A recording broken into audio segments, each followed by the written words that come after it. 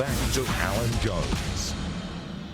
All right, let's go to this federal panel, and I think we are very lucky to hear each week from two gifted female politicians, from the Liberal Party, Concetta Fierravanti-Wells, and from the Labor Party, Tanya Plibersek, each on top of their brief, coming at things from a different political standpoint, but doing it in a civilised, informative way. Now, this is a bit tangential to what I was just discussing with Catherine McGregor. I want to start tonight, though, with a very disturbing story. Tanya Plibersek delivered a speech in the House of Representatives yesterday, and I've been on about this with Peter Dutton this week and for months and months. A former Afghan army officer being executed by the Taliban. He previously worked as an interpreter for the Australian Defence Force. I think the speech by Tanya Plibersek deserves to be heard by us all. Here it is in its entirety from the Parliament yesterday. I want to speak today about reports that a former Afghan army officer has been executed in Afghanistan. While his name is being withheld to protect his family, this officer previously worked as an interpreter for the ADF. He has been living in fear of exactly this reprisal, and his wife and 3 children are still in hiding. After the fall of Kabul, the family were trying to secure a visa to Australia to join his sister here. I want to honour this man and the work he did on behalf of his nation and ours. I want to send my deepest condolences to his family in Afghanistan, who must be terrified for their own safety, and his sister and any relatives here whose worst nightmare has come true. We honour this man's memory, but we should have done more to protect his life. While we have taken some steps to accept Afghan refugees to Australia, this process has lacked urgency and began well after it should have. Too little, too late. We have a moral obligation to help people who risked their lives side by side with Australian troops. Veterans of the Afghan conflict tell me they are suffering moral injury every day, feeling powerless to help the Afghan mates they relied on. But we also have a strong strategic reason to offer this protection now. At some point in the future, our soldiers will again be involved in conflict. And when that happens, they will need to work with local security, local interpreters, local intelligence. If we fail our allies today, who will be our allies tomorrow? Tanya Plibersek, can I just say that is a magnificent statement, and can I just say, and I don't mean to embarrass you, but I have to say this delivered by a woman whose own brother was murdered. Tanya, does the government have no shame about this? I've been arguing about the urgent need to support these post-Kabul who supported us. We just don't seem to be getting anywhere at all. Tanya. It's so frustratingly slow, Alan. I know that you've been talking about this for months. So have I. So has the Labor opposition. More importantly, so have our veterans who... I spoke to Heston Russell yesterday. I know someone you've interviewed in the past, Alan, about what this means for Australian veterans who served in Afghanistan, the pain that it causes them to think about their mates that they left behind and to wonder what happens next.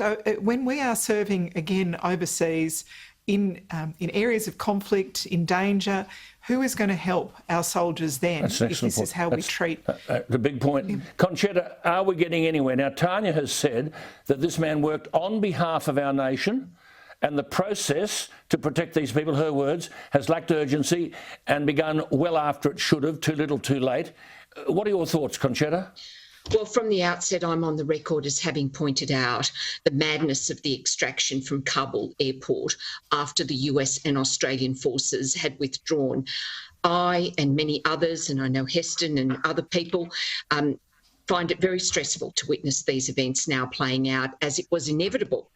Given the failed extraction from Kabul. And I expect, however, Alan, and this is the sad part, that the 24-hour news and media and marketing cycle is going to aid and abet those responsible because people forget the caravan moves on. Absolutely. And those responsible will not be held to account. Absolutely. But can I bring you, Concetta, to the second point, which is a point of your philosophical strength. When Tanya said, and this is really a bullet point, at some point in the future, our soldiers will again be involved in conflict. And when that happens, they'll need to work with local security, local interpreters and local intelligence.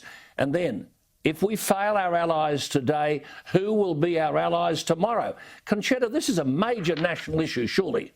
Well, Alan, it reinforces what former Prime Minister Howard said back in July, that we have a moral obligation to provide asylum and that the fate of the Afghanis should not be decided on narrow legalism. He went on to talk about Vietnam and that he did not want to see a repetition of that failure in relation to Afghanistan. And sadly, I think what we have seen is a repetition of that failure, which will reflect on our credibility in the future. Absolutely. Tanya, I played on this program last week extracts of your Shadow Minister for Foreign Affairs, Penny Wong, trying to get answers at the Senate inquiry into this whole farce in Afghanistan after the embassy closed. I want our viewers to listen to this again, and I'd like you both ladies to comment. The person that you refer to in that speech was a former Afghan army officer who worked for us, and his family are still there, awaiting the same treatment. Execution, it's called. Penny Wong asked last week in that Senate inquiry about people who are employed in the embassy and employed by third parties contracted to the embassy. She wanted to know if Australian officials, the Blazer Brigade, if they knew how many such people, not Australians, but people who worked for us, because if they worked for us and were left behind, as I said last week, they'd be slaughtered. Now we've got this story today. Listen to the response that Penny Wong received, and you'll see all those starched shirt people sitting around the table and they can't answer. Listen to this. Did anybody ascertain or indicate how many people were likely to apply for locally engaged staff, employees? There was no specific number given to the Department of Home Affairs. Did DFAT or Defence ever come up with a number that they anticipated about likely demand? Mainly Defence. You're on. Senator, we constantly monitored how many numbers we had, yes, Well, you would probably have seen over 20 years of estimates on the other side, on this side. I really just like the word constantly. I'm trying to understand if, as a consequence of the deteriorating security situation, you gave an assessment about increased numbers for locally engaged employees to anybody inside the department or to Home Affairs? I'd have to take on notice. Well, Tanya, I mean, that's your colleague, your comments there. It's not it's just this, the pregnant pauses. They've got no answers to fundamental issues. Tanya. I don't know if they don't know or they won't say, but either is unacceptable. We've been told there's about 280 Australians and Australian permanent residents still stuck in Afghanistan, but the government refuses to release information about others who have helped us, who are applying for visas. Yes. The family of this man who was murdered have tried to get assistance. Since August. They report from the... And they've asked for help from people who served side by side with him so they could talk about the role that he played with them, and they've been stonewalled at every turn. It's just not acceptable. It's just not acceptable. Concetta, what do you make of this? I mean, does that pick up that last point of Tanya's? Now, the family of this man who's been assassinated, the family fear that there are other members of that family, his wife and others, who are at risk.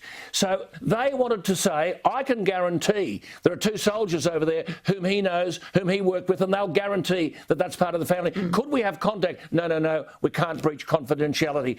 Concetta, what do you make of Penny Wong's total inability to get an answer of any kind from these people? How many locally engaged employees were there? In other words, people who are employed by the embassy and were contracted to work, and by working for the embassy, they were Taliban enemies. Concetta, just listen to Senator Wong again. I'm asking if anybody made an assessment of the likely numbers of applicants of LEEs as at April, May. I think the answer is no. Senator, I gather from the response of colleagues that the answer is no. Correct. That bloke at the end of the table is General Campbell. She's simply saying, could you please tell us how many people who worked for us are still there? Not an answer. Pauses, impregnated and jargon. Concetta. Well, Alan, I was present at the hearing. I was engaged remotely. I can't believe that this basic information was not kept. and also not kept updated. I think this whole debacle, regrettably, smacks of a combined level of incompetence across the different levels of government. But it goes back to the point that I made earlier, the madness of extraction out of Kabul after the US and the Australian forces were withdrawn. And of course, going to figures, we do know, however, we did get some figures that there are 26,000 applications involving about 100,000 people, of which some are in country and some are outside, some that do have connection to Australia. But of course, despite the assurances by immigration that more work teams will be put onto this, I suspect it's going to be a very long and laborious process. They've still got their jobs. Concetta, does someone in defence understand the Taliban doesn't differentiate between those who worked inside the embassy and those who worked outside? I mean, the government should know how many of these interpreters and guards are left behind. The government had a contract with their employers. I'm advised there are hundreds of them. And you've made that point, they were our allies. If we fail our allies today, who will be our allies tomorrow? Now, you've made this, it's a final point here, and I've said this before, but I've got to say it again. The poor man's wife and children, as you've said, are hiding in Afghanistan. The Sydney-based lawyer representing the family has been in touch with the assassinated interpreter's sister and has said they've been trying to get visas to come, the family to come to Australia to be rescued. I mean, when it was Tiananmen Square, Bob Hawke said, we'll look after you, bring them in. Tanya, I don't know, you're a powerful political figure. Where do we go? Well, Alan, think about what it's like to be a single woman in Afghanistan at the moment, trying to raise your family when your husband's been murdered, and what's likely to happen to that woman. Well, think about being the daughters. The Taliban. Think about being the daughters. The daughters. Absolutely. Concetta, these family applied for a humanitarian visa on August 26. Today's October 21. They followed up with the Immigration Department on several occasions to try to expedite the visa process. This is the family of an interpreter who was on the Taliban kill list and was murdered for his connection to the Australian Army. Shouldn't someone, Concetta, be sacked? I mean, because of these ridiculous delays. And we're sending a message to the world that we'll ask people to help us, but when they want help, we go missing. Concetta. Well, Alan, it's the point that I made earlier. What we're facing now, a lot of this was preventable. We knew there was a decision to pull out. Former President Trump set it out. First you bring out the citizens, then you bring out the equipment, then you disable the bases, and then you pull out the military. So we knew this, we knew it was coming. And now, of course, we have this circumstance where we've got thousands of applications, and what you're saying, Alan, is just one of a myriad which are going to come on top of the applications that are already existing under our humanitarian program. Alan, my bells are ringing now, so I do have to leave to go to a division. A final question. You go, Concetta. I just want a final question to Tanya, which we've already alluded to. And Tanya, I'm not being melodramatic here, but this assassinated man has young daughters.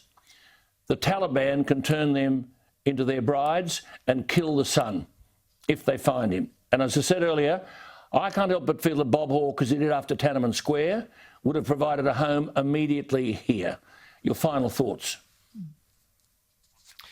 Well, I think the reporting says that the son is 19 years old. I don't doubt that he would experience the same fate as his father. And I think when we talk about Taliban brides, this really is a euphemism for women who will be kept in sexual slavery by people who have no respect for them. A bride is a euphemism. We know what that really means.